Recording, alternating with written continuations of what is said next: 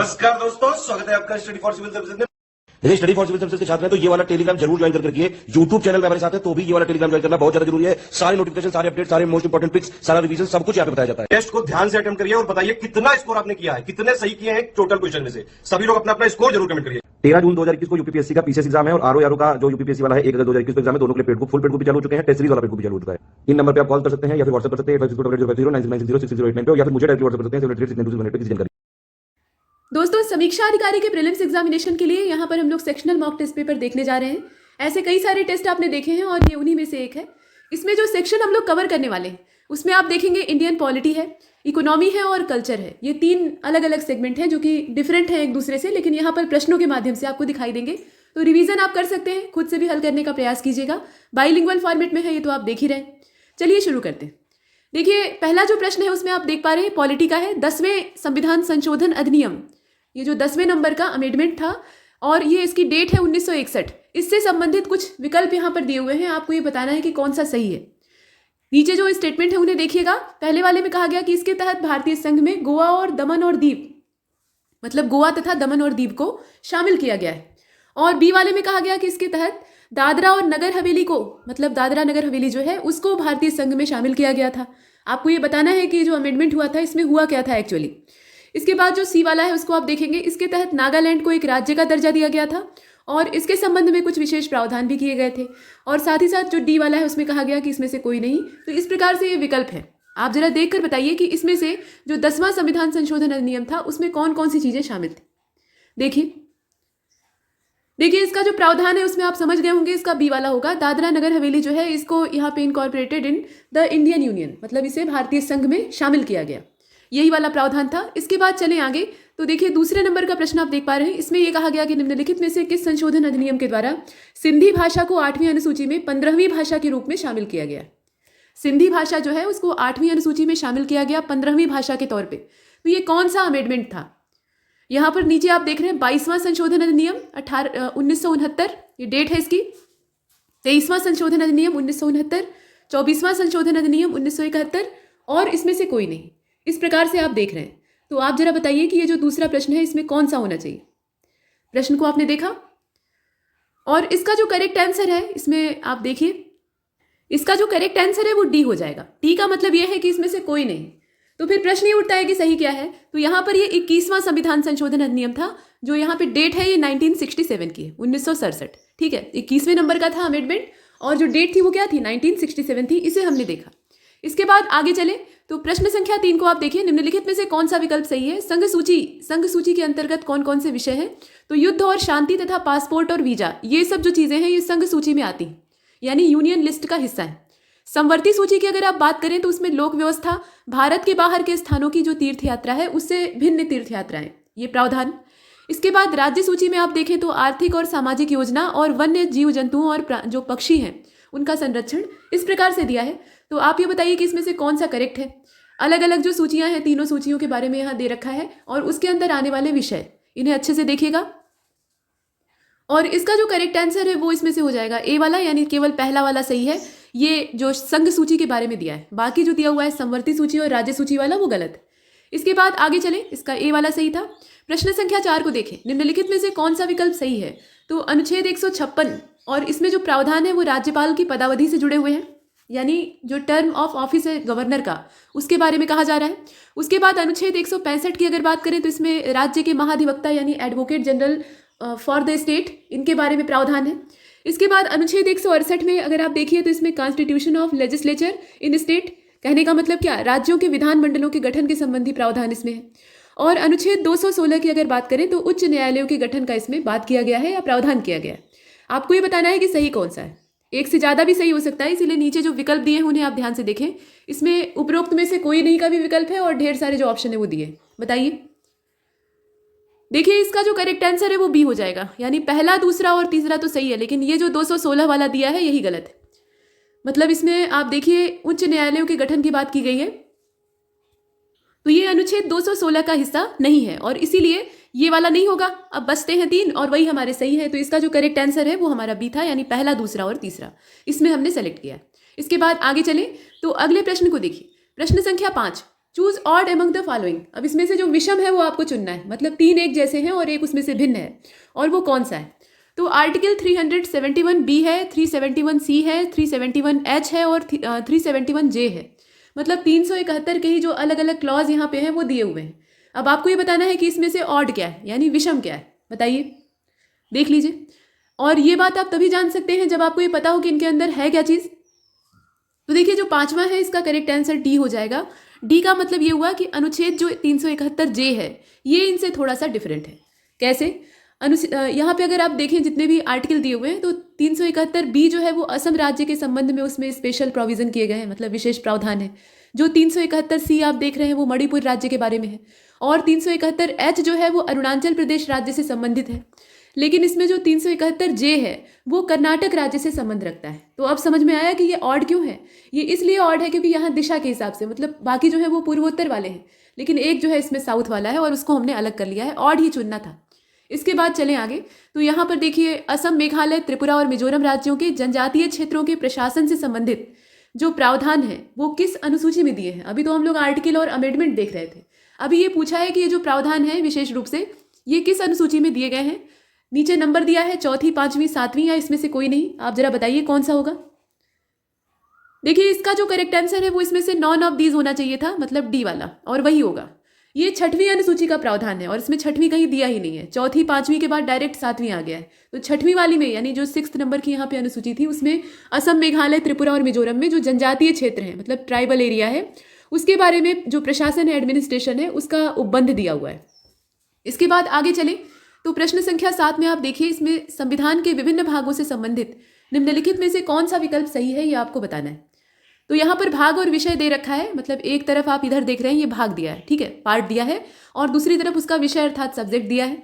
तो पहले वाले में ये देखिए भाग, यहाँ पे आप देखें भाग 19 आपको दिखाई दे रहा है, ये रोमन अंक में लिखा हुआ है, कोई बात नहीं, मतलब ये जो x है आप जानते हैं ये 10 होता है, तो यहाँ 19 है, और भाग 19 में संविधान का संशोधन इसकी प्रक्रिया है।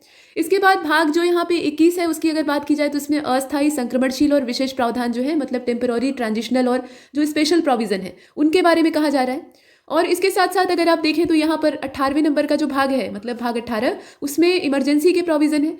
और भाग 15 की अगर बात करें तो इसमें निर्वाचन यानी इलेक्शन के बारे में प्रावधान किया गया है। आप ये बताइए कि संविधान के भागों से संबंधित इसमें से कौन सा ऑप्शन आपका सही है। एक से ज़्यादा सही होगा ही, इसमें कोई डाउट नहीं है, तो कौन वाला होना चाहिए। ये 4 विकल्प आपके यहाँ पर नीचे, इन्हें आप ध्यान से देखिएगा, बताइए। देखिए, इसका सी हो जाएगा। सी का मतलब यह है कि दूसरा, तीसरा और चौथा तो सही है इसमें, लेकिन पहला वाला गलत है। इसमें जो संविधान के संशोधन की बात की जा रही है, अमेंडमेंट ऑफ कॉन्स्टिट्यूशन, वो असल में भाग 20 में है, मतलब उसके लिए होना चाहिए था XX यानी 20, वो नहीं है यहाँ पे, तो पहला वाला गलत है, बाकी सब सही। इसके बाद नेक्स्ट यहाँ पर देखिए 8वें नंबर का प्रश्न, choose odd one out among following, मतलब इसमें से जो नीचे दिया है उसमें से ऑड चुनना है आपको। तो विधायी प्रक्रिया है, न्यायिक समीक्षा है, एकल नागरिकता है और परमाधिकार लेख है, मतलब जो रिट होती है। तो आपको ये बताना है कि इसमें से ऑड क्या है, बताइए। और देखिए, इसका जो करेक्ट आंसर है, यहाँ पे आप 8वें नंबर का जो क्वेश्चन है उसे देख रहे हैं, वो हो जाएगा बी वाला। बी का मतलब ये हुआ कि यहाँ पर बात न्यायिक समीक्षा की हो रही है। तो आप ये सोच रहे होंगे कि ये अलग कैसे है। यहाँ पर अलग करने का जो बेस है वो ये है कि हमारे जो भारतीय संविधान है उसमें बहुत सारे स्रोतों से अलग अलग चीज़ों को कवर किया गया है, लिया गया है। तो भिन्न भिन्न देशों के संविधान है। ब्रिटेन के संविधान से जो चीज़ें ली गई हैं उसमें विधायी प्रक्रिया है, एकल नागरिकता है, मंत्रिमंडल की प्रणाली है, परमाधिकार लेख है, इतनी चीज़ें हैं। और जो अमेरिकन यहाँ पे कॉन्स्टिट्यूशन है वहाँ से लिया गया है न्यायिक समीक्षा को। तो बाकी जो आप देख रहे हैं यहाँ पे 3 ऑप्शन, ये वाला, ये वाला और ये वाला, ये ब्रिटेन के संविधान से लिया गया है। लेकिन अकेला यही इसमें एकमात्र है जो कि अमेरिका के संविधान से लिया गया है, और इसी मायने में यहाँ पर अगर देखा जाए तो ये ऑड है, ठीक। इसके बाद आगे चले 9वें नंबर के प्रश्न को आप देखें। 4 ऑप्शन इसमें दिए हुए हैं। 1967 में पारित हुआ 21वां संशोधन अधिनियम, ऐसे दिया है। इसमें भी आपको ऑड चुनना है, यानी विषम विकल्प की तलाश करनी है। इसके बाद 1976 में पारित हुआ 42वां संशोधन, 1992 में पारित हुआ 71वां संशोधन, और 2003 में पारित हुआ 92वां संशोधन जो है वो इसमें शामिल है। तो आप बताइए, जितने भी अमेंडमेंट यहाँ पर दे रखे हैं, ये तारीख और क्रम के हिसाब से दिए हैं, इसमें से अलग क्या है। और इसका जो करेक्ट आंसर है, ये 9वें नंबर का प्रश्न आप देख रहे थे, बी वाला हो जाएगा। 42वां जो अमेंडमेंट एक्ट है 1976 का, वो इसमें ऑड है।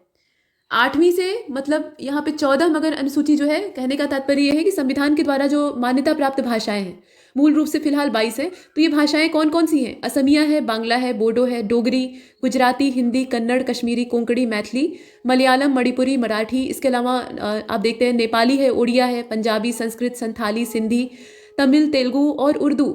सिंधी भाषा को 1967 में जो 21वां पारित हुआ था, अभी पीछे इसके बारे में डिस्कस किया गया है, तो उसके द्वारा जोड़ा गया। और कोंकणी, मणिपुरी, नेपाली जो है ये 1992 में जो 71वां संशोधन हुआ था उसके द्वारा जोड़े गए। तो ये सब चीज़ें इसके साथ प्रावधान में है। कुल मिलाकर इसका जो प्रावधान है ना, बी वाला इसमें डिफरेंट है और बाकी सब जो है वो सही। इसके बाद आगे चलते हैं। 10वें नंबर के प्रश्न को आप देखें। क्षेत्रीय परिषदों के संबंध में अगर आप सही विकल्प का चयन करना चाहें तो इसमें नाम और मुख्यालय दे रखा है। मतलब एक तरफ नेम दिया है, दूसरी तरफ हेडक्वार्टर दिया है। इसमें उत्तरी क्षेत्रीय परिषद यानी नॉर्दर्न जोनल काउंसिल, और इसका जो हेडक्वार्टर है वो न्यू दिल्ली में है। ठीक है। उसके बाद जो सेंट्रल जोनल काउंसिल है उसका इलाहाबाद में है। वेस्टर्न जोनल काउंसिल को अगर आप देखें तो इसका भोपाल में है। और साउदर्न जोनल काउंसिल का अगर आप देखें तो वो बेंगलुरु में है। ठीक है, ये दिया हुआ है। आप बताइए कि इनके बारे में सही कौन सा है। ये जो दिया है इसमें से सही कितने हैं ये देखना है। और इसका जो करेक्ट आंसर है वो ए हो जाएगा, यानी पहला और दूसरा तो ठीक है इसमें, लेकिन जो तीसरा चौथा है वो गलत है। इसमें अगर आप देखिए तो पश्चिमी क्षेत्रीय जो परिषद है या काउंसिल है उसका मुख्यालय मुंबई में है, और जो साउथ वाली यहाँ पे जोनल काउंसिल है उसका मुख्यालय चेन्नई में। ठीक, ये दो चीज़ें इसमें रहेंगी। इसके बाद आगे चलते हैं। इसका ए वाला सही था, ये दोनों गलत हैं, और क्यों गलत हैं वो हमने देखा। इसके बाद 11वें नंबर के प्रश्न को देखिए। निम्नलिखित में से कौन सा कर राज्य सरकार के द्वारा लगाया और वसूला नहीं जाता है? मतलब करों का भी जो दायरा है उसमें कुछ अधिकार जो है वो केंद्र के पास आते हैं और कुछ राज्य सरकार के पास होते हैं। तो आपको ये इसमें पता होना चाहिए कि कौन सा किसके पास। तो बिक्री कर है, विलासिता कर है, मनोरंजन कर है, और इसमें से कोई नहीं। मतलब सेल्स टैक्स है, लग्जरी है और इंटरटेनमेंट है। देख लीजिए, नॉन ऑफ दीज का भी ऑप्शन है, वो भी हो सकता है। तो इसे अगर आप देखिए तो इसका डी ही सही है, इसमें डी वाला हो जाएगा। पूछा यह गया है कि लगाया और वसूला नहीं जाता है, मतलब राज्य सरकार उसको न तो लगाने का अधिकार रखती है न ही वसूलने का अधिकार रखती है। तो इसके मामले में अगर देखें आप तो डी वाला ही इसमें सबसे सटीक होता है। राज्य सरकार जो कर लगाती है उसमें बिक्री कर और व्यावसायिक कर, इसके अलावा विलासिता कर, मनोरंजन कर, ये सब आते हैं। तो यहाँ कुछ भी ऐसा बचा ही नहीं। इसके बाद आगे चलते हैं। 12वें नंबर के प्रश्न को देखते हैं। ये भी पॉलिटी वाला है और इसमें यह कहा जा रहा है कि निम्नलिखित में से कौन सा विकल्प सही नहीं है। ठीक है, नीचे 3 स्टेटमेंट दिए हुए हैं। अनुच्छेद 66 ये भारत के उपराष्ट्रपति के निर्वाचन से संबंधित है और संसद को भारत के उपराष्ट्रपति को हटाने की शक्ति दी हुई है, मतलब उसके पास है। और केंद्र राज्य संबंधों की जांच के लिए भारत की केंद्र सरकार द्वारा 1983 में सरकारिया आयोग की स्थापना की गई थी। एक एक चीज आपको ध्यान से देखनी है। यहाँ पर डेट दी है और सरकारिया आयोग के बारे में दिया हुआ है कि वो केंद्र राज्य संबंधों की जांच के लिए स्थापित किया गया था। तो आपको ये बताना है कि इसमें से गलत क्या है, रॉन्ग इन्फॉर्मेशन चूज करनी है। कोई एक ही गलत हो सकता है या सभी सही हो सकते हैं, ये भी विकल्प है, बताइए। क्वेश्चन नंबर 12 और इसका जो करेक्ट आंसर है वो डी हो जाएगा, नॉन ऑफ दीज, मतलब इसमें से कुछ भी गलत नहीं है, सब कुछ सही है। आगे बढ़ते हैं। 13वें नंबर के प्रश्न को देखिए। अब यहाँ पर ये संवैधानिक इतिहास जो पीछे की संविधान निर्माण की प्रक्रिया है उसके बारे में दिया हुआ है। निम्नलिखित में से कौन सा सदस्य प्रारूप समिति का सदस्य नहीं था? यहाँ पर जो ड्राफ्टिंग कमेटी है उसके बारे में कहा जा रहा है कि कौन सा उसमें मेंबर नहीं था। सैयद मोहम्मद सादुल्लाह, पहला नाम देख रहे हैं आप, एन गोपालास्वामी आयंगर, ये आप देख लीजिए, एन माधवराव और के एम मुंशी, डॉक्टर के एम मुंशी। तो इसमें से बताइए कौन सा जो नहीं है वही चुनना है आपको, देखिएगा। और इसका अगर देखा जाए तो इसमें जो आंसर दिए हुए हैं कोई भी सही नहीं, मतलब इसके जितने भी उत्तर हैं उसमें से अगर आपको एक को चुनना हो तो आप कहेंगे कि कुछ भी करेक्ट नहीं है। प्रारूप समिति जो बनी हुई थी, मतलब यहाँ पर बात हो रही है ड्राफ्टिंग कमेटी की, तो उसमें डॉक्टर BR अम्बेडकर ये अध्यक्ष थे, आप जानते ही हैं। उसके अलावा एन गोपालास्वामी आयंगर ये भी थे, अल्लादी कृष्णास्वामी अय्यर ये भी थे। इसके अलावा डॉक्टर KM मुंशी का नाम आता है, मोहम्मद सादुल्ला भी शामिल थे, एन माधव राव भी थे, मतलब ये पहले नहीं थे लेकिन बाद में BL मित्रा की ये जगह लेते हैं। और TT कृष्णाचारी ये भी शामिल थे। इन्होंने 1948 में जो DP खेतान की मृत्यु हो जाती है तो उसके बाद इनका स्थान लिया था। तो ये सब तो इसमें शामिल थे और यहाँ पूछा जा रहा है कि कौन सा नहीं था, तो इसलिए ये पूरा प्रश्न ही यहाँ पे गलत है, इसे आप देख लीजिएगा। जितने सदस्य हैं उनके नाम आप याद रखिएगा क्योंकि इनसे प्रश्न बनते हैं, कौन सा है कौन सा नहीं है, ऐसे पूछा जाता है। इसके बाद 14वें नंबर के प्रश्न में देखिए, यहाँ 2 स्टेटमेंट दे रखे हैं, संविधान से जुड़े हुए हैं और इसमें पूछा गया है कि सही विकल्प कौन सा है, बताइए। तो अर्नेस्ट बारकर ने भारतीय संविधान की प्रस्तावना को संविधान का कुंजी नोट कहा था। मतलब ये की नोट था कॉन्स्टिट्यूशन का। और उसके बाद भारतीय संविधान का जो 69वां संविधान संशोधन था, मतलब अधिनियम था, उसके द्वारा दिल्ली को राष्ट्रीय राजधानी क्षेत्र के रूप में नामित किया गया। तो आप बताइए सही कौन सा है इसमें से। ये प्रश्न तो सीधा साधा है और इसमें आप देख सकते हैं। देखिए ये जो 14वां है इसका करेक्ट आंसर हो जाएगा सी का मतलब ये हुआ कि बोथ, मतलब दोनों सही है, इसमें कुछ भी गलत नहीं है, बोथ फर्स्ट एंड सेकेंड ये बोथ आर करेक्ट। इसके बाद आगे चले तो प्रश्न संख्या 15, इसमें नाम दिया है, स्थापना वर्ष दिया है और न्यायिक क्षेत्र दिया है। मतलब कहने का तात्पर्य यहाँ अंग्रेजी वाला भी देख लीजिए, नेम दिया है, ईयर ऑफ इस्टेब्लिशमेंट दिया है और जो यहाँ पे टेरिटोरियल जुरिडिक्शन है उसके बारे में दिया हुआ है, कौन सा उसका न्याय क्षेत्र है।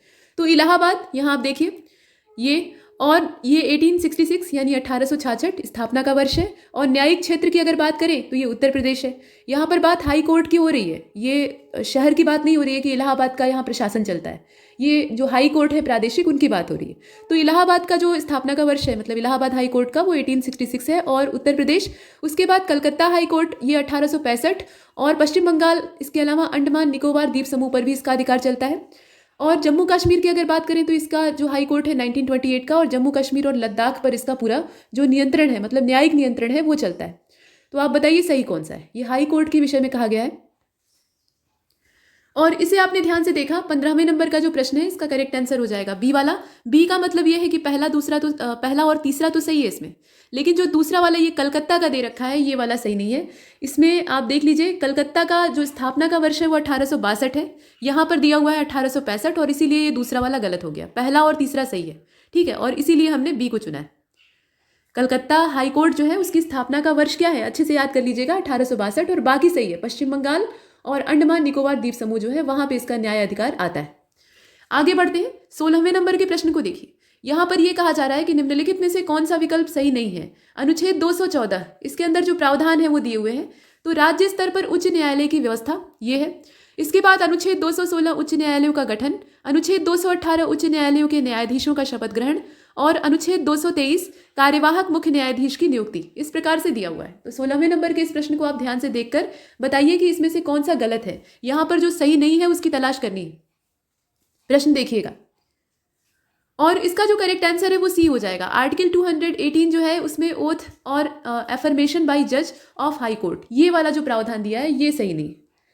इसमें अनुच्छेद 219 की अगर बात की जाए तो उच्च न्यायालयों के न्यायाधीशों का शपथ ग्रहण उसमें आता है, ये 218 दिया है, ठीक है। तो यहाँ 219 होना चाहिए था, जो कि नहीं है, तो इसीलिए हमें गलत ही चुनना था। तो सी वाला ऑप्शन हो जाएगा, सी वाला इसका सही है। 17वें नंबर के प्रश्न को देखिए। पंचायती राज पर जो गठित समितियां हैं उनके बारे में 2 स्टेटमेंट दिया है, दोनों को देखकर आपको ये बताना है कि सही कौन सा है।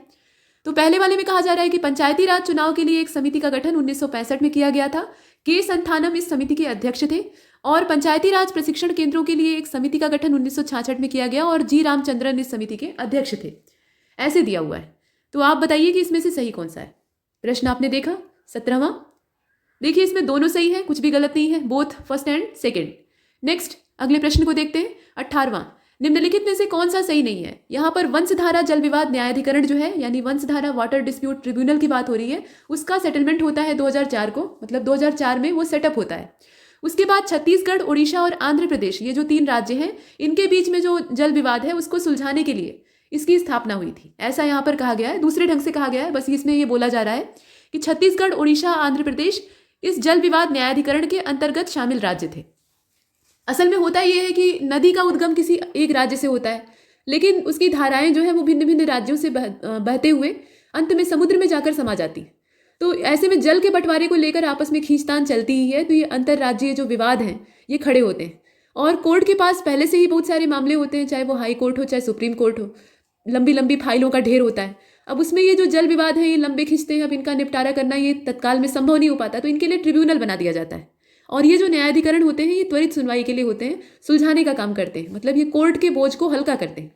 तो यहाँ पर आपको ये बताना है कि इसमें से कौन सा गलत है, जो सही ना हो उसी की तलाश करनी है। प्रश्न अच्छे से देखिएगा। देखिए 18वां जो है इसका करेक्ट आंसर सी हो जाएगा। सी का मतलब ये है कि इसमें दोनों ही जो है वो सही नहीं, बोथ फर्स्ट एंड सेकंड को यहाँ पर चुनने का मतलब ये होता है कि दोनों गलत हैं। तो फिर सही क्या है। वंशधारा जल विवाद न्यायाधिकरण जो है ये 2010 में स्थापित हुआ था, मतलब इस ट्रिब्यूनल की स्थापना कब हुई थी, 2010 में हुई थी। और उसके साथ साथ छत्तीसगढ़, उड़ीसा और आंध्र प्रदेश वाला जो दे रखा है ये सिर्फ उड़ीसा और आंध्र प्रदेश के बीच वाला विवाद है, इसमें छत्तीसगढ़ कहाँ से आ जाएगा, ठीक है, इसलिए दोनों गलत है। इसके बाद 19वें नंबर के प्रश्न को देखिए, भारत के राष्ट्रपति से संबंधित निम्नलिखित में से कौन सा विकल्प सही है। यहाँ पर 4 स्टेटमेंट हैं। 4 स्टेटमेंट क्या है, अनुच्छेद दिया है और उसके प्रावधान दिए, तो इन्हें हमें देखना है। यहाँ देखिए, अनुच्छेद 55 राष्ट्रपति का निर्वाचन, अनुच्छेद 56 राष्ट्रपति का कार्यकाल, अनुच्छेद 58 राष्ट्रपति पद हेतु चुनाव लड़ने की न्यूनतम योग्यता और अनुच्छेद 60 राष्ट्रपति द्वारा शपथ ग्रहण। इस प्रकार से दिया है। आप बताइए कि इसमें से सही कौन सा है। यहाँ पर आपको सही ढूंढना है। ठीक, देखिए 19वां जो है इसका करेक्ट आंसर हो जाएगा बी वाला। बी का मतलब यह है कि दूसरा, तीसरा और चौथा तो इसमें ठीक है और करेक्ट ही चुनना था, लेकिन पहला वाला गड़बड़ है। पहले वाले में समस्या क्या है, यहाँ अनुच्छेद 54 की अगर बात करें तो उसमें राष्ट्रपति के निर्वाचन की बात आती है और यहाँ दिया है 55 में तो राष्ट्रपति के चुनाव का तरीका क्या होना चाहिए वो दिया रहता है। तो इसका जो करेक्ट आंसर है वो बी हो जाएगा, यानी दूसरा, तीसरा और चौथा। इसके बाद 20वें नंबर के प्रश्न को देखें। इसमें स्थानीय नगर शासन पर गठित समितियों और आयोगों से संबंधित जो सही विकल्प है उनका चयन आपको करना है। तो समितियां, आयोग और अध्यक्ष, मतलब समितियां और आयोग एक तरफ है और दूसरी तरफ उसके जो अध्यक्ष हैं उनके नाम दिए। तो लोकल फाइनेंस इंक्वायरी कमेटी ये यहाँ पर दी हुई है, इसे आप देख रहे हैं, और इसके जो अध्यक्ष हैं उनका नाम दिया है PK वातल या वट्टाल। इसका जो हिंदी नाम है उसको भी देख लीजिएगा, स्थानीय वित्तीय जांच समिति इसको कहा जाता है। इसके बाद जो दूसरा वाला है वो कर रोपण जांच आयोग है और जान मथाई ये इसके अध्यक्ष हैं। उसके बाद ग्रामीण नगरीय संबंध समिति यानी रूरल अर्बन रिलेशनशिप कमेटी, और इसके जो अध्यक्ष हैं उनका नाम है गिरजापति मुखर्जी। तो आपको ये बताना है कि इसमें से सही कौन सा है, अध्यक्ष का नाम और समितियों का नाम मैच कर रहा है या नहीं, ये आपको इसमें से पहचानना है। और इसका जो करेक्ट आंसर है वो ए हो जाएगा। पहला, दूसरा तो ठीक है, लेकिन ये जो लास्ट वाला है ना, इसी में गड़बड़ है। यहाँ पर अगर आप देखें तो स्थानीय वित्तीय जांच समिति ये PK वट्टाल की है, मतलब 1949-51 वाला दौर था। उसके बाद कर रोपण जांच आयोग जो है ये जॉन मथाई का है, मतलब 1953-54, मतलब 53-54 बीच में चलता है। उसके बाद 1963 से लेकर 66 यानी 3 साल के लिए ग्रामीण नगरीय संबंध समिति, और इसके जो अध्यक्ष थे उनका नाम था AP जैन। यहाँ पर क्या दिया है, यहाँ दिया है गिरजापति मुखर्जी, इसीलिए तीसरा वाला नहीं होगा। तीसरा वाला इसमें गलत है, पहला दूसरा सही है और इसीलिए हमने ए को चुना है। 21वें को देखिए, निम्नलिखित में से ऑड चुनना है आपको। तो चेन्नकेश्वर मंदिर का नाम दिया है, विरूपाक्ष दिया है। अब यहाँ से जो कल्चर और जो आर्ट एंड कल्चर वाला सेगमेंट है वो स्टार्ट होता है। पॉलिटी पीछे छूट गई है क्योंकि ये मिक्स था, पूरा सेक्शनल टेस्ट था, तो इसमें आप देख रहे हैं चेन्नकेश्वर टेम्पल है, विरूपाक्ष है। इसके अलावा डोड बसप्पा मंदिर है और ऐरावतेश्वर मंदिर है। ऐरावत जो है ये एक सफ़ेद हाथी का नाम है जो कि भगवान इंद्र का वाहन हुआ करता है। तो यहाँ पर ऐरावतेश्वर मंदिर का मतलब क्या है, ये इंद्र का मंदिर है। तो आप ये बताइए कि इसमें से ऑड कौन सा है, अलग अलग जो भिन्न है वो चुनना है। और इसका जो करेक्ट आंसर है वो डी हो जाएगा। इसमें जो ऐरावतेश्वर है वही ऑड है, बाकी सब जितने हैं वो यहाँ एक जैसे हैं। अब एक जैसे कैसे हैं, तो इनका क्षेत्र एक जैसा है इसीलिए एक जैसे हैं। मतलब चेन्नकेश्वर मंदिर को अगर आप देखें तो सोमनाथपुरा, मतलब ये कर्नाटक वाला क्षेत्र हो गया। विरूपाक्ष को आप देखें तो पडक्कल कर्नाटक। इसके अलावा डोड बसप्पा को आप देखें तो ये गदग जिला कर्नाटक का है। लेकिन ऐरावतेश्वर जो है ये तंजावुर में है और ये तमिलनाडु में है। ठीक, तंजावुर जिला है और ये तमिलनाडु में आएगा, ये आप जानते ही हैं। तो इसमें ये ऑड है, स्थान के हिसाब से है। इसके बाद आगे चलते हैं। कभी कभी जो देवता की मूर्ति वहाँ पे स्थापित होती है उसके हिसाब से भी ऑड को चुना जाता है। 22वें नंबर के प्रश्न को आप देखिए। यूनेस्को के द्वारा जारी विश्व विरासत जो सूची है उसमें शामिल भारतीय स्थलों से संबंधित जो सही विकल्प है उसका चयन आपको करना है। तो यहाँ पर दिए हुए हैं स्टेटमेंट। गोवा अवस्थित जो चर्च है, मतलब गोवा का जो चर्च है ये गोवा में है, लोकेशन दी है और जो डेट दी है इसकी वो 1986 है। कब इसे विश्व विरासत सूची में शामिल किया गया वो तारीख दी। उसके बाद महाबलीपुरम तमिलनाडु का ये अवस्थित स्मारकों का एक समूह है और इसको शामिल किया गया 1984 में। ग्रेट लिविंग चोल मंदिर जो है ये तमिलनाडु में है, 1993 में इसको शामिल किया गया। और हुमायूं का मकबरा ये दिल्ली में है, 1987 में इसको शामिल किया गया। इस प्रकार से दिया है। आपको ये बताना है कि इसमें से सही कौन सा है। प्रश्न आपने देखा और ये जो है इसका करेक्ट आंसर इसमें से आप देख लीजिए ए वाला हो जाएगा, यानी पहला दूसरा तो ठीक है, इसमें पहला सही है दूसरा सही है, लेकिन तीसरा चौथा गलत है। ग्रेट लिविंग चोल टेम्पल जो है ये तमिलनाडु का है, 1987 ये इसका समय। ठीक है, तमिलनाडु तो ठीक है, वो स्थान का नाम सही दिया, लेकिन जो इसको शामिल करने का वर्ष है वो 1987 है। और हुमायूं का मकबरा ये दिल्ली में है, 1993 इसका समय। ये उल्टा दे दिया है, मतलब इसका इसमें और इसका इसमें दे दिया है। तो तीसरा चौथा गलत है, सिर्फ पहला दूसरा सही है और इसीलिए हम ए को चुनते हैं। Next question number 23। यहाँ पर विषम विकल्प फिर से आपको खोजना है। तो बालूचरी साड़ी ये आप देख रहे हैं, उसके अलावा पोचमपल्ली इकात, शांति निकेतन लेदर गुड्स और शांतिपुर साड़ी, ये भिन्न भिन्न वस्तुओं के नाम दिए हैं जिन्हें कि आप यहाँ पर देख पा रहे हैं। तो इसे अगर देखा जाए 23 तो इसका बी वाला सही होना चाहिए, क्योंकि पोचमपल्ली इकात जो है वो इसमें से डिफरेंट है, और ही चुनना था तो बी वाला होगा। कैसे होगा? देखिए, बालूचरी साड़ी जो है ये हस्तशिल्प है पश्चिम बंगाल का। पोचमपल्ली इकात क्या है? ये भी एक हस्तशिल्प है, मतलब ये क्या है, यहाँ पे हैंडीक्राफ्ट के तौर पे देखा जा रहा है। इसके अलावा शांति निकेतन लेदर गुड्स, ये भी हस्तशिल्प है, पश्चिम बंगाल का है। शांतिपुर साड़ी जो है ये भी हस्तशिल्प है और ये पश्चिम बंगाल का है। इस प्रकार से तो इसमें आप देख रहे हैं कि 3 जो है वो पश्चिम बंगाल के हैं। कौन कौन सा? बालूचरी है, शांति निकेतन है और शांतिपुर है। लेकिन पोचमपल्ली इकात जो है ये तेलंगाना का है, तो इसका जो क्षेत्र है वो अलग है। ठीक है, ये जितने हैं ये सब हैंडीक्राफ्ट के नाम है, लेकिन इसमें क्षेत्रवार अगर देखा जाए तो ये डिफरेंट है। इसका क्षेत्र याद रखिएगा, तेलंगाना। इसके बाद नेक्स्ट क्वेश्चन नंबर 24, सूची 1 को सूची 2 से मिलान करना है। यहाँ पे कैलिको वस्त्र संग्रहालय दिया है, राजा दिनकर केलकर संग्रहालय दिया है, इंदिरा गांधी राष्ट्रीय मानव संग्रहालय है और सालार जंग संग्रहालय है। सूची 2 जो है उसमें स्थान का नाम दिया है, तो हैदराबाद, अहमदाबाद, भोपाल, पुणे, इस प्रकार से है। आप ये बताइए कि इसमें से कौन सा किससे मैच करेगा। लिस्ट मिलानी है आपको, और इस प्रकार के प्रश्न आयोग के बहुत फेवरेट होते हैं, आप जानते ही। तो इसको अच्छे से देख लीजिए, इसका जो करेक्ट आंसर है वो सी हो जाएगा। ठीक है, 24वां जो आप देख रहे हैं सी वाला सही है। दूसरा, चौथा, तीसरा, पहला। कहने का मतलब ये है कि कैलिको वस्त्र संग्रहालय जो है वो अहमदाबाद का है। ठीक है, इसको आप किससे मिलाएंगे? अहमदाबाद से मिलाएंगे। राजा दिनकर केलकर संग्रहालय जो है वो पुणे का है, इसे मिला लीजिए। और इंदिरा गांधी मानव संग्रहालय की अगर आप बात कीजिएगा तो वो भोपाल का है, सामने ही है। और सालार जंग संग्रहालय की अगर बात करें तो ये हैदराबाद का है। इस हिसाब से इसे मिलाएंगे और यही इसका मैचिंग होगा, सी वाला सही। इसके बाद नेक्स्ट 25वें प्रश्न को देखिए। Select the odd one out of the following, मतलब इसमें जो नीचे दिया हुआ है उसमें से आपको जो ऑड ऑप्शन है, मतलब विषम है, उसका चुनाव करना है। गौड़िया नृत्य है, देवदानी नृत्य है, ये एक क्रम से जो डांस है उनके बारे में आप देख रहे हैं। सत्रिया नृत्य है और भोरताल है। आप बताइए कि इसमें से अलग कौन सा है, इसे देख लीजिए। देखिए, इसका जो करेक्ट आंसर है वो ए हो जाएगा। गौड़िया नृत्य जो है वो इसमें से अलग है और बाकी जो है वो एक जैसे हैं। अब कैसे एक जैसे हैं? देखिए, देवदानी नृत्य, सत्रिया नृत्य और भोरताल ये तीनों असम के हैं, लेकिन अकेला जो यहाँ पर आप देख रहे हैं गौड़िया, ये पश्चिम बंगाल का है और इसीलिए ये अलग है, तो इसीलिए हमने ए को चुना है। इसके बाद आगे चलते हैं, 26वें को देख लेते हैं। यहाँ लिस्ट 1 को लिस्ट 2 से मिलाना है। रुक्मिणी देवी अरुंडले, केलुचरण महापात्रा, गुरु विपिन सिंह और वेम्पति चिन्ना सत्यम। यहाँ पर ये किस नृत्य विधा के मास्टर हैं या उसके कलाकार हैं, ये आपको देखना है। मणिपुरी, ओडिसी, भरतनाट्यम और कुचिपुड़ी, इस प्रकार से नृत्यों के नाम दिए। तो आप मिलाकर देखिए कि कौन से कलाकार किससे संबंधित है।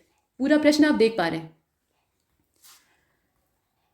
और इसका जो करेक्ट आंसर है वो बी वाला हो जाएगा, बी वाला होना चाहिए और उसी हिसाब से इसे मिलाएंगे। तीसरा, दूसरा, पहला, चौथा, ये इसका ऑप्शन है।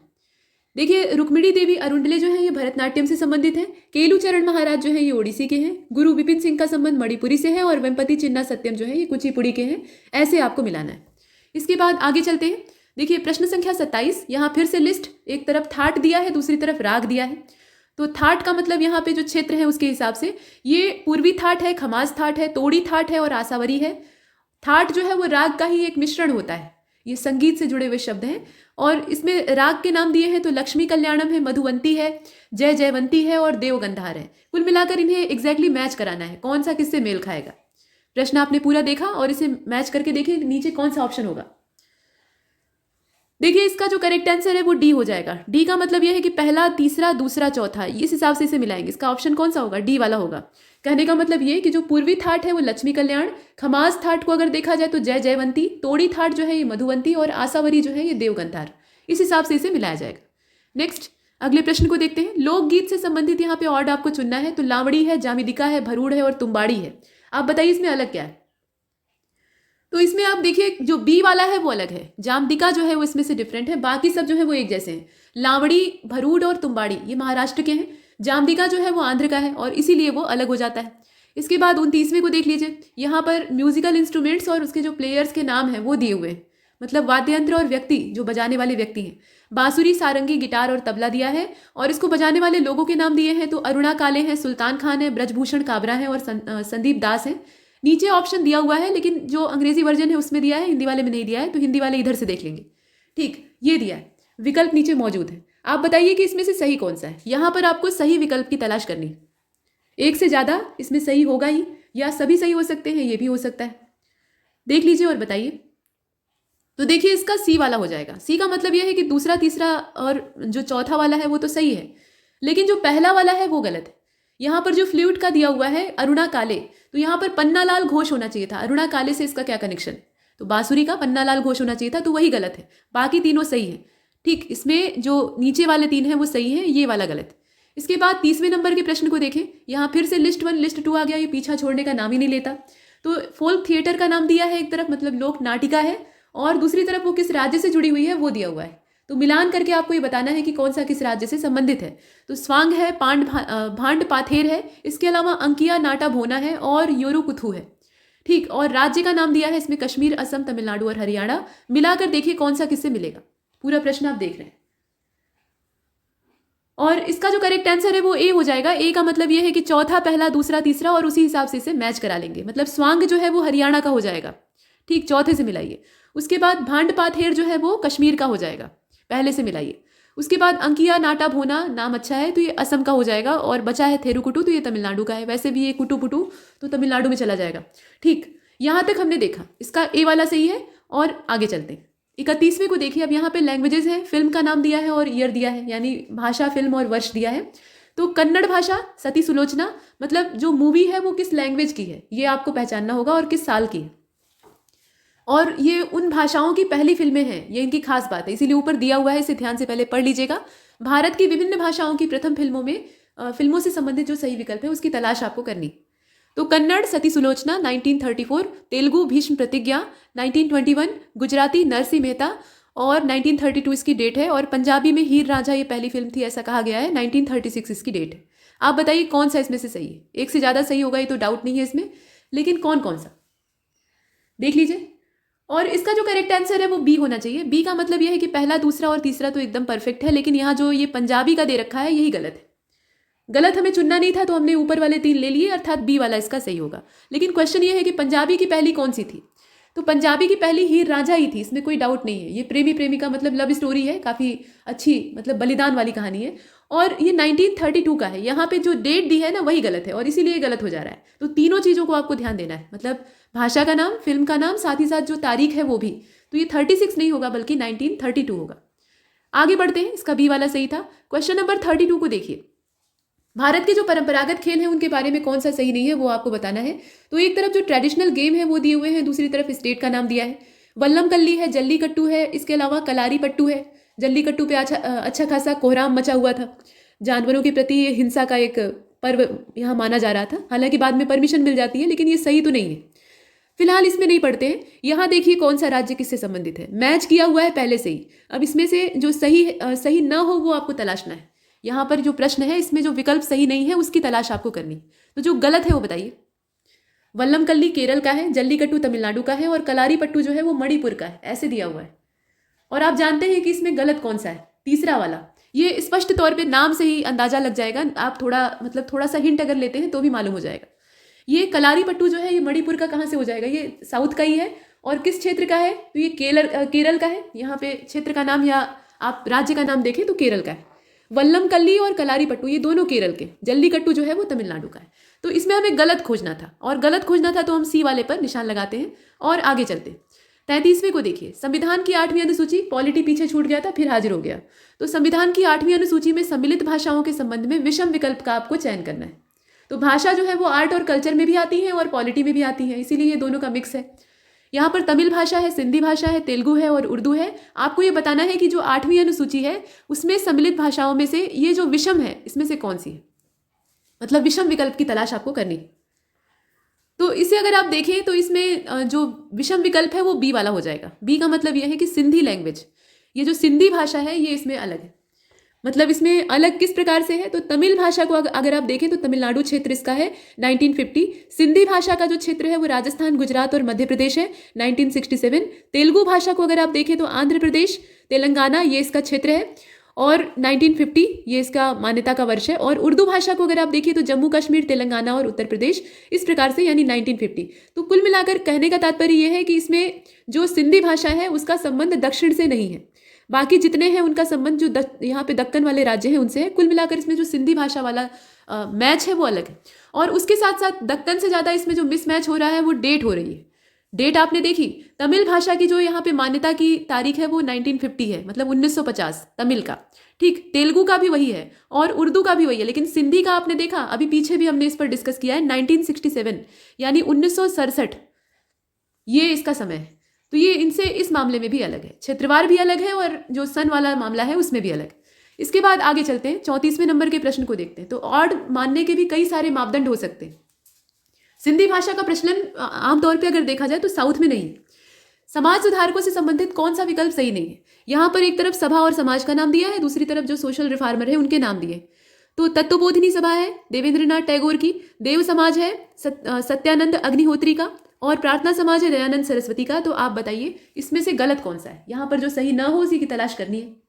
प्रश्न अच्छे से देख लीजिएगा। देखिए इसका सी हो जाएगा। सी का मतलब यह है कि तीसरा वाला यही गलत है और गलत ही हमें खोजना था। प्रार्थना समाज के संस्थापक ये दे रखा है दयानंद सरस्वती। दयानंद सरस्वती यहाँ पे कहाँ से आ जाएंगे? वो तो आर्य समाज की स्थापना किए थे। आप जानते हैं, जग जाहिर बात है, प्रार्थना समाज के संस्थापक आत्माराम पांडुरंग है। तो इसीलिए जो तीसरा वाला है वही गलत, बाकी सब सही, इसीलिए हमने सी को चुना है। 35 को देखते हैं। भारत के प्रमुख त्योहारों के संबंध में विषम विकल्प का आपको चयन करना है। तो भोगी अलाव है, पोंगल लोहड़ी है, बथुकम्मा है और गौरी हम्बा है।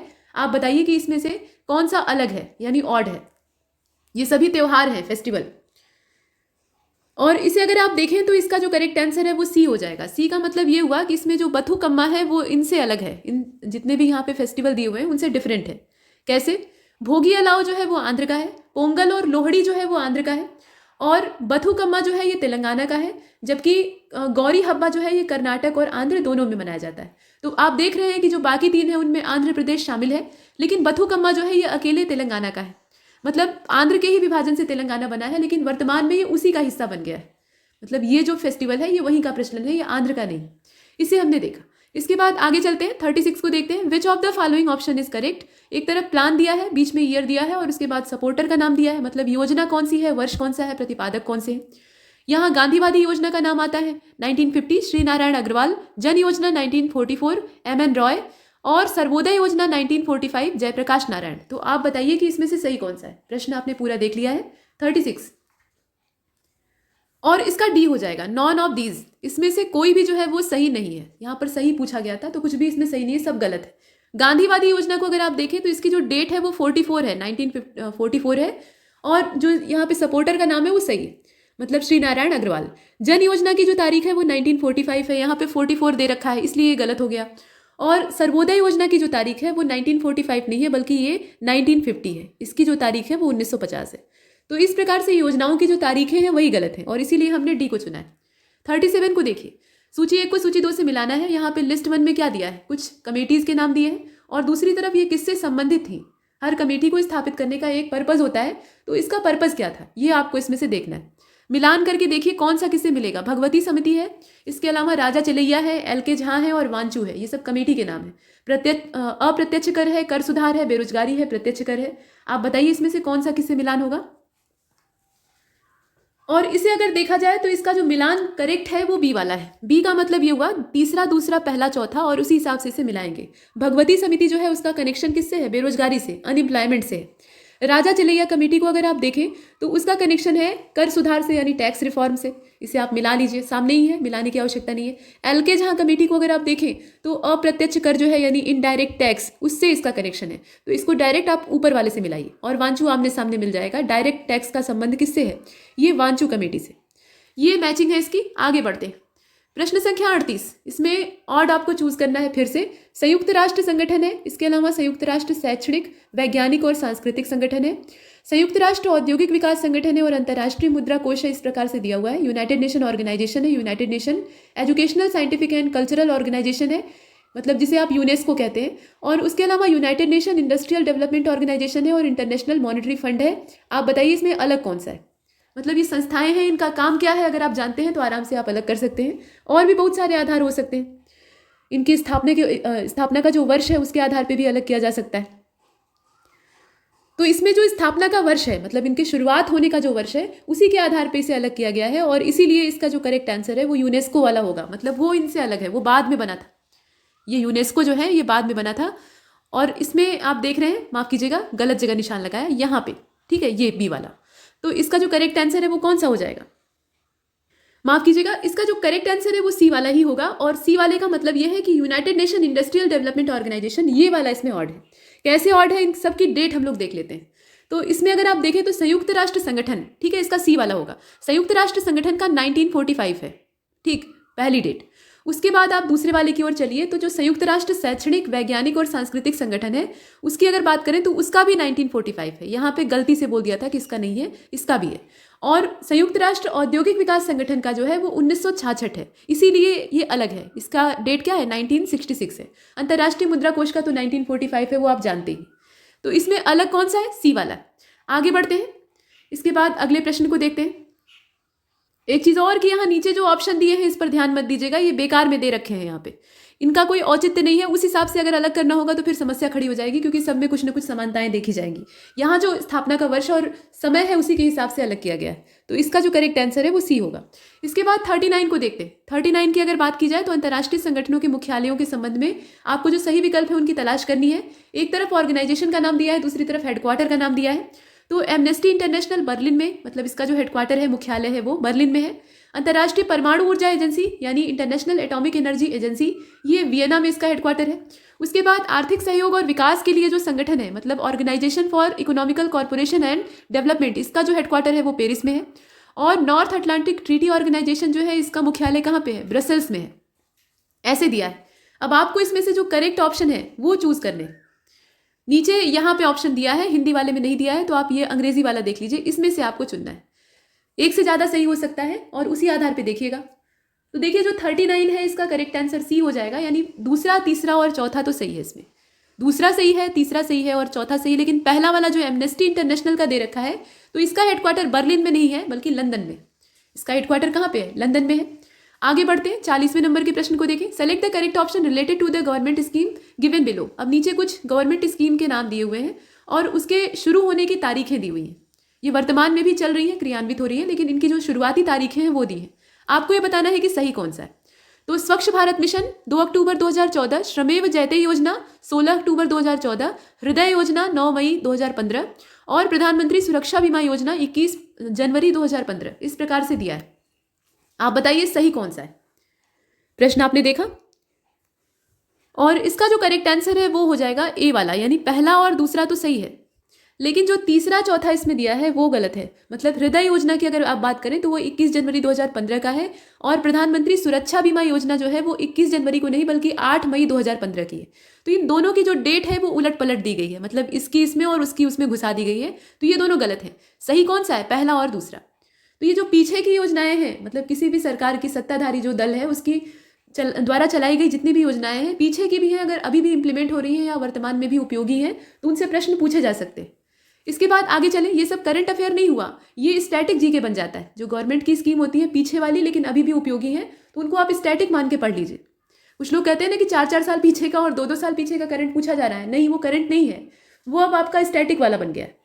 इसके बाद 41वें नंबर के प्रश्न को देखिए। Select the odd term from the following, मतलब इसमें से आपको विषम चुनना है। तो अटल पेंशन योजना है, प्रधानमंत्री उज्ज्वला योजना है, जीवन ज्योति बीमा योजना है और सुरक्षा बीमा योजना है। ये सब प्रधानमंत्री की है। तो आप बताइए इसमें से ऑड टर्म कौन सा है, मतलब कौन एक इन सब से अलग है? 3 एक जैसे हैं और एक अलग। और 41 जो आप देख रहे हैं इसका करेक्ट आंसर बी हो जाएगा, यानी जो प्राइम मिनिस्टर उज्ज्वला प्लान है यानी उज्ज्वला योजना है वो इनसे अलग है। अब अलग कैसे है? उज्ज्वला योजना किस संदर्भ में है ये तो बताने की आवश्यकता नहीं है। अलग ऐसे है कि बाकी जो है उनके शुरू होने की जो तारीखें हैं वो 2015 की है, मतलब 9 मई 2015 को अटल पेंशन। इसके अलावा जीवन ज्योति बीमा योजना 9 मई 2015 और सुरक्षा बीमा योजना ये 8 मई 2015 की है। लेकिन उज्ज्वला योजना को आप भी जानते हैं कि ये 2016 की है। तो यहाँ जो इसका वर्ष है वो अलग है और इसीलिए ये ऑड है। इसके बाद 42 को देखिए। 42 में दिया हुआ है लिस्ट 1 और लिस्ट 2 और इसे आपको मैच कराना है। एक तरफ बैंकों के नाम दिए हैं, दूसरी तरफ उनका जो स्थापना का वर्ष है वो दिया है। इसमें से कई सारे बैंक जो हैं वो दूसरे में मर्ज हो गए हैं। तो Allahabad bank, bank of India, central bank of India और इंडियन ओवरसीज बैंक। आप बताइए कि इनकी जो स्थापना का वर्ष है वो कैसे मिलाया जाएगा, मतलब कौन सा किससे मिलेगा? 10 फरवरी 1937 का नाम दिया है। उसके अलावा 24 अप्रैल 1865 है, काफ़ी पुराना, और 21 दिसंबर 1911 और 7 सितंबर 1906। आप बताइए इसमें से कौन सा किससे मैच करेगा? इसमें से कई सारे बैंक जो है वो यूनियन बैंक या अन्य बैंकों में विलय कर दिए गए और सेंट्रल बैंक ऑफ इंडिया के प्राइवेटाइजेशन की बात चल रही है, तो इसमें मिलाना है आपको, देख लीजिए। और इसका जो करेक्ट आंसर है वो सी वाला हो जाएगा। सी का मतलब ये हुआ कि इसमें जो दूसरा, चौथा, तीसरा, पहला है उसी के हिसाब से मिलाएंगे। 2, 4, 3, 1 ये इसका करेक्ट मैच होगा। मतलब इलाहाबाद बैंक जो है वो 24 अप्रैल 1865 बहुत पुराना है और bank of India 7 September 1906, central bank of India ये 1911 का है, मतलब 1911, 21 दिसंबर को इस्टेब्लिशमेंट होता है और उसके बाद अगर देखा जाए तो लास्ट में बचता है इंडियन ओवरसीज, और इसका जो डेट है वो 1937 का है, ये बाद वाला है, 10 फरवरी 1937, लेकिन सभी आज़ादी से पहले के। ये हमने देखा। आगे बढ़ते हैं, अगले प्रश्न को देखते हैं, यानी 43। कौन सा विकल्प सही है ये आपको बताना है, और इसमें दिया हुआ है national commodity and derivatives exchange, यानी NCDEX, ये इसका शॉर्टकट है, national commodity and derivatives exchange, और इसका जो हेडक्वार्टर है वो अहमदाबाद में है। उसके बाद आप नीचे वाला देख रहे हैं नेशनल मल्टी कमोडिटी एक्सचेंज, यानी NMCE, और इसका जो हेडक्वार्टर है वो गुड़गांव में है। इसके बाद आईसेक्स है, और आईसेक्स का फुल फॉर्म क्या होता है, इंडियन कमोडिटी एक्सचेंज, और इसका जो क्षेत्र है वो मुंबई है। आप बताइए इसमें से कौन सा सही है। कोई एक ही सही हो सकता है और जितने हैं वो गलत होंगे, और इसमें अगर देखा जाए तो इसके कोई भी ऑप्शन जो है वो सही नहीं, जितने हैं वो सब के सब यहाँ पे करेक्ट पूछा है और सब के सब इनकरेक्ट है। तो हम डी को चुनते हैं। देखिए, जो नेशनल कमोडिटी डेरिवेटिव एक्सचेंज है उसका हेडक्वार्टर है अहमदाबाद में नहीं बल्कि मुंबई में, और नेशनल मल्टी कमोडिटी जो एक्सचेंज है उसका अहमदाबाद में, मतलब यहाँ पे NMCE की बात हो रही है तो वो वाला अहमदाबाद होगा, और कमोडिटी एक्सचेंज जो यहाँ पे इंडियन है वो नवी मुंबई का है। इस प्रकार से आप देख रहे हैं, यहाँ पे सिर्फ मुंबई दिया है तो नवी मुंबई होना चाहिए था, तीनों गलत है और इसीलिए हमने डी को चुना है। Next question number 44, which of the following option is not correct, यहाँ पे गलत चुनना है आपको। तो securities establishment year of securities and exchange board of India, इसका जो इस्टेब्लिशमेंट का ईयर है वो दिया हुआ है 1989, और वैसे ही अन्य जो दो हैं उनका भी स्थापना वर्ष ही दिया हुआ है। तो इसमें आप देख रहे हैं नेशनल सिक्योरिटीज डिपॉजिटरी लिमिटेड, और इसका जो स्थापना का वर्ष है वो 1996 है, यहाँ पर आप देख पा रहे हैं। और इस्टेब्लिशमेंट ईयर जो निफ्टी का है वो दिया हुआ है 1996, 1996 और ऊपर वाला 1989। तो इसमें से आपको ये बताना है कि गलत कौन सा है। पीछे तो हमने सही ढूंढा था, यहाँ पे गलत की तलाश करनी है। 44, और इसका जो करेक्ट आंसर है वो ए वाला हो जाएगा, पहला वाला ही गलत है और बाकी सब सही है। ये दोनों सही है तो दोनों को भी देख लीजिएगा, क्योंकि डेट पूछी जा सकती है या मिलाने के लिए आ सकता है। पहला वाला अच्छा गलत क्यों है, इसलिए गलत है क्योंकि इसकी जो स्थापना का वर्ष है वो 1989 नहीं है बल्कि एक साल पहले का है, मतलब 1988। Securities and exchange board of India जो है इसकी स्थापना का वर्ष 1988 है, ये आप याद रखेंगे। इसके बाद आगे चलते हैं। अगला जो है, यहाँ पर बात सेबी की हो रही थी, ठीक है। 45 को देखिए, select the odd term from the following, value added tax है, सेल टैक्स है, सेल्स टैक्स है, इसके अलावा इनकम टैक्स है और एक्साइज ड्यूटी है। आप ये बताइए कि इसमें से अलग क्या है। विषम शब्द जो है वो आपको चुनने हैं। तो इसमें अगर आप देखें तो सी वाला जो है वो अलग है, इनकम टैक्स, ठीक, इनकम टैक्स जो है वो इसमें से अलग है, आयकर, बाकी सब एक जैसे हैं। मूल्यवर्धित कर यानी वैल्यू एडेड टैक्स जो है ये इनडायरेक्ट है। जो यहाँ पे सेल्स टैक्स यानी बिक्री कर है वो भी इनडायरेक्ट है, और उत्पाद शुल्क यानी जो एक्साइज ड्यूटी होती है वो भी इनडायरेक्ट है। लेकिन जो टैक्स होता है, मतलब जिसे आप इनकम टैक्स कहते हैं, आयकर कहते हैं, वो डायरेक्ट टैक्स होता है। तो इस हिसाब से ये डिफरेंट है। इसके बाद आगे बढ़ते हैं। यहाँ देखिए 46वें नंबर का प्रश्न, और इसमें दिया हुआ है कुछ कारखानों के नाम और उनका समय दिया हुआ है, स्थापना का क्षेत्र दिया है। तो चितरंजन लोकोमोटिव वर्क्स, और ये 1950 का है, पश्चिम बंगाल। डीजल लोकोमोटिव वर्क ये वाराणसी का है, 1986 इस्टेब्लिशमेंट। और डीजल कंपोनेंट वर्क ये पटियाला का है, 1981। आप ये बताइए इसमें से गलत कौन सा है, गलत का चुनाव करना है। और इसका जो करेक्ट आंसर है वो बी हो जाएगा। बी का मतलब ये हुआ कि केवल दूसरा वाला इसमें गलत है। डीजल लोकोमोटिव वर्क जो 1986 दिया हुआ है ये 1961 का है, जिसे आप DLW कहते हैं। डीजल लोकोमोटिव वर्क, पहले इसे DLW कहा जाता था, अभी नाम जो है उसमें कन्वर्जन हुआ है, चेंज हुआ है। तो इसको आप देख रहे हैं 1961 इसकी डेट होगी एग्जैक्टली। और इसमें हमें जो सही ना हो वही तलाशना था, तो दूसरा वाला। इसके बाद 47 को देखें। 47 में यहाँ पर विषम का चुनाव आपको फिर से करना है। तो ease of doing business report है, ग्लोबल इकोनॉमिक प्रॉस्पेक्ट रिपोर्ट है, इसके अलावा वर्ल्ड डेवलपमेंट रिपोर्ट है और वर्ल्ड इन्वेस्टमेंट रिपोर्ट है। आपको ये बताना है इसमें से डिफरेंट क्या है, जितनी रिपोर्ट है उनके बारे में इसमें से अलग क्या है। और इसमें से जो अलग है वो डी वाला है। डी का मतलब यह है कि वर्ल्ड इन्वेस्टमेंट रिपोर्ट जो है, यानी विश्व निवेश रिपोर्ट जिसे कहा जाता है, वो अलग है। Ease of doing business report ये विश्व बैंक के द्वारा जारी की जाती है, और ग्लोबल इकोनॉमिकल प्रोस्पेक्टस रिपोर्ट जो है वो भी वर्ल्ड बैंक ही जारी करता है। विश्व विकास रिपोर्ट यानी जो यहाँ पे वर्ल्ड डेवलपमेंट रिपोर्ट आप देख रहे हैं वो भी विश्व बैंक के द्वारा ही जारी की जाती है।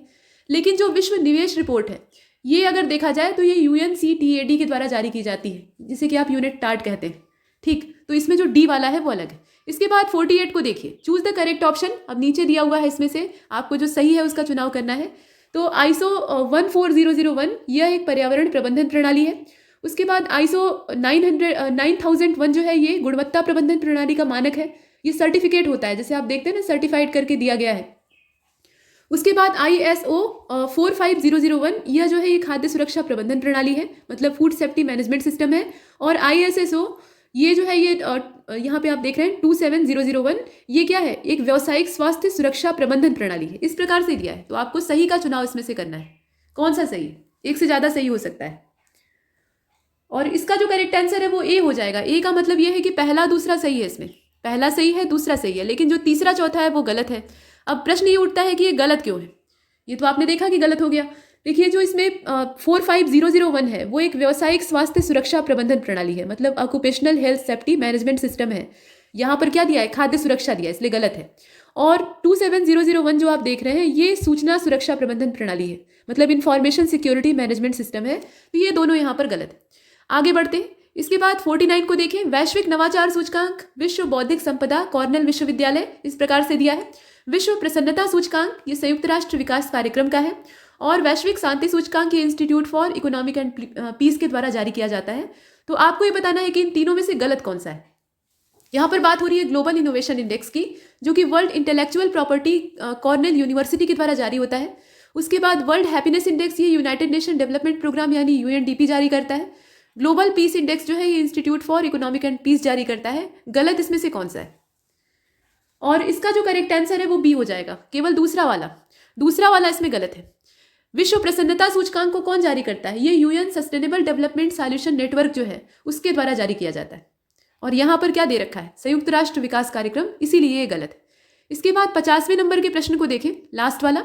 निम्नलिखित में से आपको जो ऑड है वो चुनना है, जैसे कि हम पीछे से करते आ रहे हैं। तो नेशनल थर्मल पावर कॉर्पोरेशन है, इसके अलावा oil and natural gas corporation है, steel authority of India limited है और भारत पेट्रोलियम कॉर्पोरेशन लिमिटेड है। इसमें से अलग क्या है और किस आधार पर अलग है ये भी आपको पता होना चाहिए।